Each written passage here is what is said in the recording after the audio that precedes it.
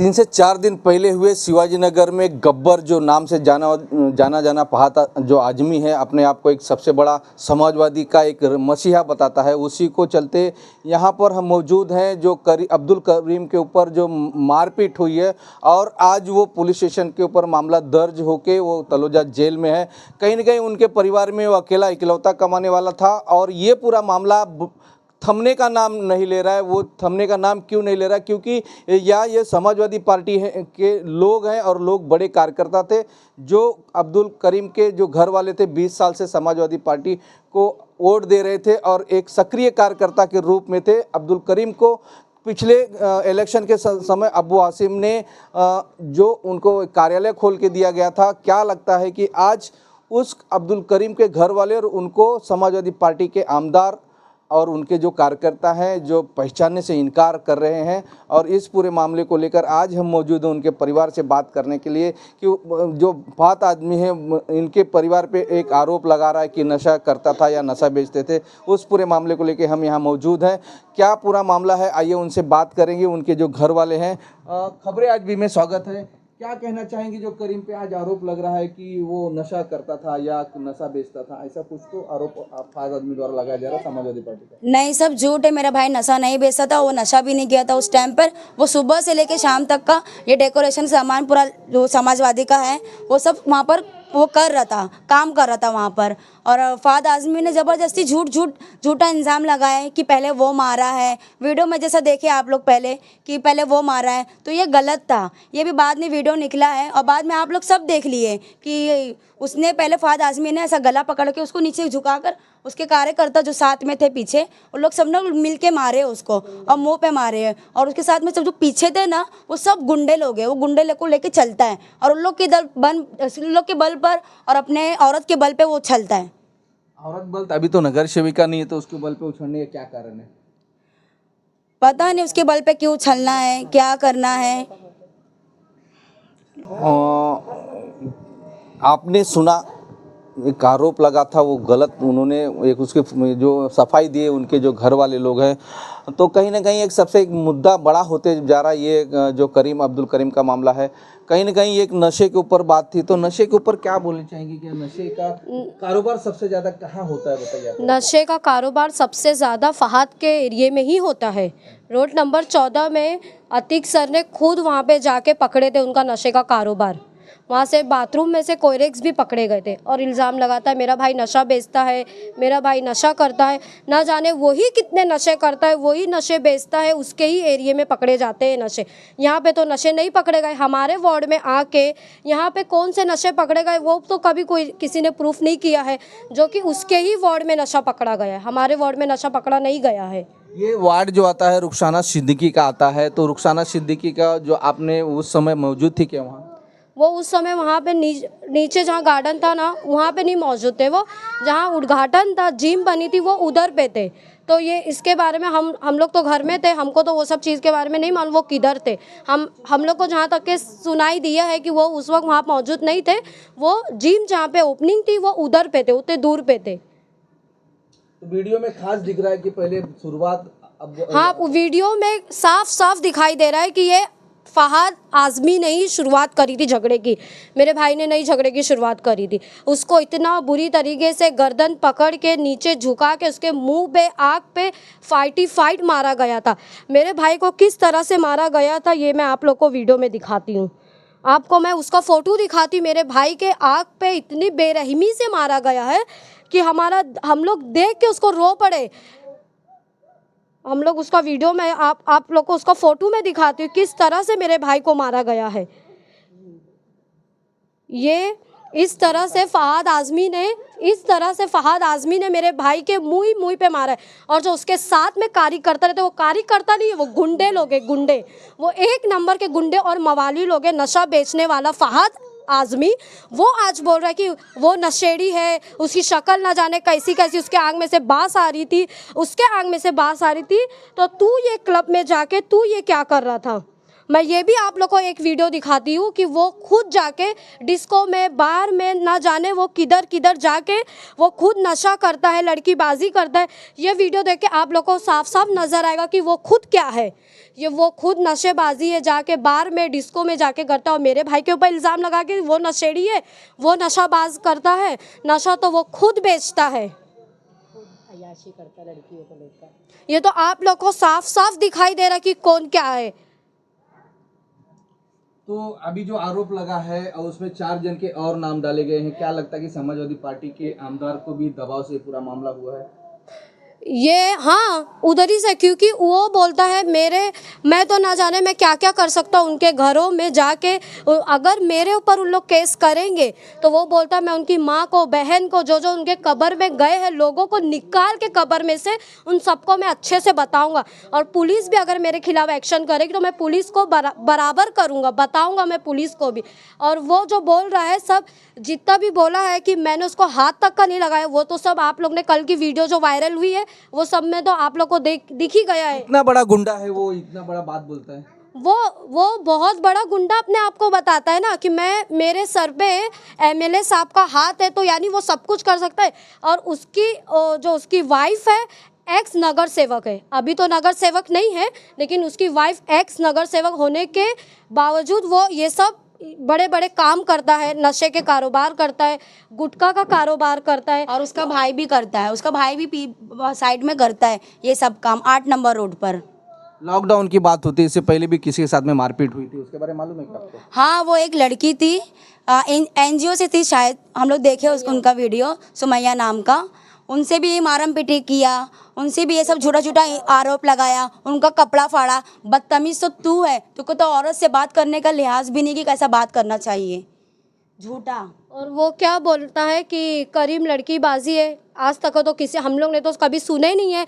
और यहाँ तक की बात रही हम तो समाजवादी पार्टी को हम वोट हमारे घर से नहीं जाएगा। और हमारे वहाँ जितने लोग भी रहते हैं हम सबके घरों में जाके बोलेंगे। उन लोग हमारे एरिया के सब जानते हैं कि हम लोग समाजवादी पार्टी में काम करते हैं, लेकिन हम सबके घर में जाके बोलेंगे कि आज हमारे साथ इंसाफ नहीं हुआ, कल को तुम्हारे साथ भी कुछ भी होएगा तो कौन खड़ा रहेगा फिर। अब एमएलए साहब तो सीधा मुखर जाएंगे, हम तो तुमको नहीं जानते हैं, तो फिर हम लोग भी जाके घर में जाके उनको भी समझाएंगे कि समाजवादी पार्टी को वोट नहीं देना करके। अच्छा, अब्दुल करीम को फंसाने के लिए आमदार का भी हाथ हो सकता है? हाँ, हो सकता है क्योंकि आमदार के सामने ही सब कुछ हो रहा था। आमदार के सामने ही पहले कौन शुरुआत करी है, उनके आँख के सामने ही सब कुछ हो रहा था, उसके बावजूद भी कोई एक्शन नहीं लिया गया। और हासिम भाई चाहते तो ये केस सॉल्व करा सकते थे, लेकिन मेरे भाई को गुंडा मवाली बोल के, लुक्खा बोल के उसको आज एक साइड में कर दिए। ये कौन सा इंसाफ करे हासिम भाई? नहीं लगता समाजवादी पार्टी के जितने भी कार्यकर्ता हैं, अगर ऐसा मामला आता है तो इसी तरह से फंसाया जाता है क्या? हाँ, इसी तरह से फंसाया जाता होगा ना। जब मेरे भाई आगे पीछे दौड़ने वाला, मेरा भाई सुबह से लेकर शाम तक का मेहनत करने वाला, उसको ऐसा फंसाया तो हर कोई को ऐसे ही फंसाया गया होगा। एक तो वो जो एनजीओ की सुमैया, वो कौन थी सुमैया जी, पूजा जी, उसको इस तरह से ये फहाद ने इस तरह से मारा है। एक औरत की उसको इज्जत नहीं याद है कि उसके घर में औरत नहीं है, जो एक औरत पे उसने हाथ भी उठाया था, उसके साइड के पूरे कपड़े फाड़ा था वो। आप लोग को कोई जान से खतरा है क्या? हाँ, उसने हम लोग को साफ इंटरव्यू में धमकी भी दिया है कि मैं उसके, अगर उन लोग ने मेरे खिलाफ कुछ भी बोले तो मैं अब उसके घर में से उन लोग को भी मैं छोड़ूंगा नहीं, उन लोग के घर में से सबको निकालूंगा, औरत को, बेटी को, बहन को, कब्र में जितने लोग गए ना सबको मैं निकालूंगा। अगला स्टेप क्या रहेगा आपको, अगर आपको जैसे बड़ी धमकी आ रही तो आप बड़े सीनियर से मुलाकात करेंगे क्या? हाँ, हम लोग बड़े सीनियर डीसीपी के साथ, हम लोग डीसीपी के पास जाएंगे, हम लोग डीसीपी के पास जाके ये गवाही देंगे। फिर हम लोग भी बोलेंगे हमारे भाई के साथ जो नाइंसाफ़ी हुई है उसका इंसाफ किधर है, हम ये डीसीपी से ज़रूर पूछेंगे। तो आपने सुना, पूरी दास्तां सुना, उन्होंने वीडियो बताई जो रंगीला बार का दिखता है, कोई बार में जो डांस कर रहा है या कुछ तो कर रहा है। ये एक सबसे बड़ा मामला है जो खुद एक आज बदनाम हो चुका है, मार खा के बदनाम हो चुका है और खुद इनको धमकी दे रहा है। तो कहीं एक सोचने वाली बात हुई कि समाजवादी पार्टी में कितने गुंडे पड़े हैं इस तरह से। और एक जो गुंडागर्दी होती है समाज पार्टी के, शिवाजीनगर में एक मशहूर गुंडागर्दी होती है जो समाजवादी पार्टी के नाम पर की जाती है। आज वही एक पूरा मामला ये पूरा शिवाजीनगर में गूंजता हुआ, पूरे गोवंडी में घुसता हुआ नजर आ रहा है। तो आपका अगला स्टेप क्या रहेगा? अगर आपको इसमें धमकी मिल रही है तो आप अगला स्टेप किस तरह से उनको फहद आदमी और समाजवादी पार्टी को जवाब देंगे आने वाले इलेक्शन में? आने वाले इलेक्शन में वोट नहीं देंगे उनको। आने वाले इलेक्शन में कैसे वोट देंगे हम लोग? मेरे भाई को इंसाफ मिला है क्या? मेरे भाई को इंसाफ मिलता अगर अबू हाशिम साहब वहाँ पर खड़े थे, वहाँ पर थे, दोनों कार्यकर्ता थे, मेरा भाई भी कार्य करता था और फहद आज़मी भी कार्य करता था। अगर वो चाहते तो वहाँ पर सॉल्व कर सकते थे मैटर, लेकिन उन्होंने सॉल्व नहीं किया। और उनसे बात किए तो वो भी ऐसा बोल रहे हैं कि वो लुक्खा है, टपोरी है, उसको छोड़ दो। मतलब वो गरीब, हम गरीब है तो हमारा बंद हो जा रहा है, और वो ज़्यादा उस पे पोस्ट पर है तो उनकी बात सुनी जा रही है। और मेरा भाई जेल में चले गया लेकिन वो खुलेआम घूम रहे हैं, वो नशा बेच के भी खुलेआम घूम रहे हैं। सब जगह से हम लोग खुला बोल रहे हैं कि वो नशा बेचते हैं, उनके भाई भी नशा बेचते हैं। तो कहीं ना कहीं नशा बेचने और बेचने वाली जो ये मामला आता है, धमकी देने का मामला होता है, मैडम आप बता दीजिए क्या लगता है कि इस धमकी वजह से आप डरने वाले हैं क्या? नहीं, बिल्कुल नहीं। तू सोच रहा है कि तेरी धमकी से हम लोग डरेंगे, तो ये तेरी गलत सोच है। हम लोग नहीं डरते किसी से। तू जान ले चाहे मेरे अल्लाह जान ले, एक ही जाने ना, कोई भी लेगा, पर मेरे अल्लाह के सिवा तेरी में इतनी औकात नहीं कि तूने मेरी जान आके ले लेगा। हाँ, क्वेश्चन करो। 3 जन का नाम डाला गया है, उससे क्या क्या क्या साबित होता है कि समाजवादी पार्टी के जी कार्यकर्ता को सब गुंडा क्रिमिनल बना के उनकी करियर को बर्बाद किया जाता है समाजवादी पार्टी के कार्यकर्ताओं द्वारा? हाँ, ये तो ये तो रियलिटी है कि उन लोग ने मेरे भाई को जब ज़बरदस्ती मार सकते हैं तो इन लोग कुछ भी कर सकते हैं। और जो 4 लोग हैं जो बेकसूर लोग, नदीम उर्फ चप्पा, उसका तो नाम बेकसूर आ रहा, जो कि वो यहाँ पर मौजूद ही नहीं है, वो यहाँ है ही नहीं। वो उसको ज़रा डिटेल निकाल के हम लोग को भी बताओ ज़रा, वो यहाँ था करके। तुम भी एक प्रूफ तो दो हम लोग हमारे खिलाफ, मेरे भाई के खिलाफ। हम लोग तो दुनिया का प्रूफ दे चुके हैं आपको। इतना प्रूफ, इतना एविडेंस तो नहीं दिया हम लोग, पर प्रूफ दे रहे। तू प्रूफ रख के बाद का एविडेंस तो हम लोग के लिए बहुत बोलने लोग आ जाएंगे।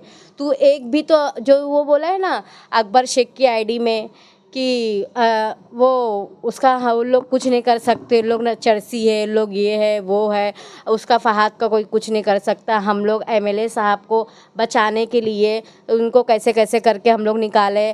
तो अगर जब तुम लोग को एमएलए साहब का इतने फिक्री थी तो पहले हाथ क्यों छोड़े मेरे भाई पे?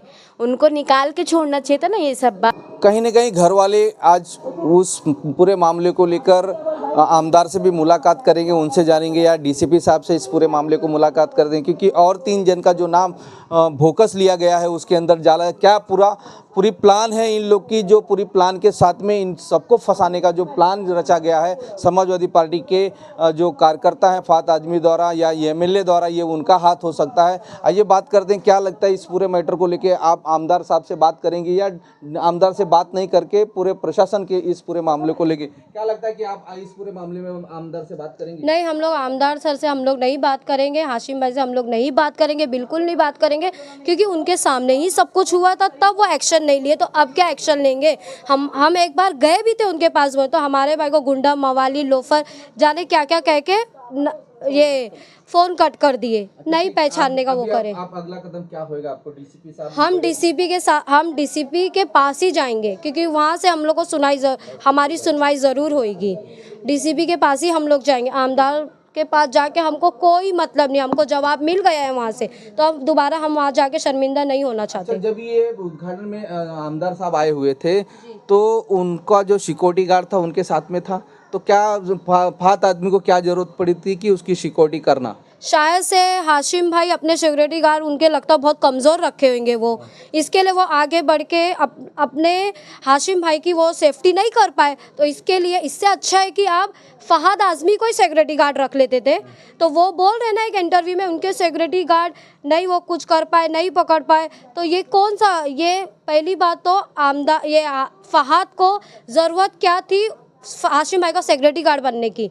ऑलरेडी उनके पास सिक्योरिटी गार्ड थे ना, तो ये सिक्योरिटी गार्ड का जो काम था वो तो फहद ने करा है। आमदार साहब की जो सिक्योरिटी होती है उनके साथ में थी, क्या ज़रूरत पड़ी थी कि उनके साथ में जो अब्दुल करीम के साथ में मारपीट करने वाला जो फहद आदमी था, क्या लगता है कि उनकी सिक्योरिटी कमज़ोर थी कि उनको आगे आना पड़ा? इस पूरे मामले को बात करेंगे। क्या कहेंगे उनके जो सिक्योरिटी होते हुए आपका जो एक फहद आदमी का जो आपके भाई अबू हाशिम को लगता अपनी सिक्योरिटी पे इतना वो नहीं था, इसी के लिए वो फहाद आज़मी अपने आप को उनकी सिक्योरिटी बनकर आगे आगे आ रहा। और फहाद आज़मी का तो ये वार्ड से उसका तो कुछ लेन देन है ही नहीं, तो उसको अपना वार्ड 137 जाके संभालना चाहिए। हमारे वार्ड में उसकी कोई ज़रूरत नहीं थी। यहाँ के जो कार्यकर्ता थे वो अबू हासिम के लिए एनी टाइम रेडी है। वो बोले ना अबू हासिम साहब, तो उनके लिए हमारे यहाँ पर जान हाजिर है। पर अगर आपको सिक्योरिटी की ज़रूरत है ना ज़्यादा, तो आप जाके ना फहाद आज़मी गुंडे गब्बर लोग को जाके अपने वो बना लो सिक्योरिटी, अपनी सिक्योरिटी मत रखो अब। और यहाँ लड़ाई, आपकी जो लड़ाई होगी, आप कहाँ तक जाएंगे लड़ेंगे? हम रोड से लेके कोर्ट तक जाएंगे ये लड़ाई लड़ने के लिए। हम लोग को जो उसके जो 4-5 लड़के लोग जो मारे मेरे भाई को, मिल के 6-7 लोग गुंडे लोग गब्बर के साथ मिल के मारे हैं, हमको उन लोग को भी चाहिए, उन लोग को भी FIR दर्ज करवाओ। हमको इंसाफ चाहिए, इस बात पे तो चाहिए ही चाहिए इंसाफ। मेरे भाई को बेरहमी से मारे उन लोग।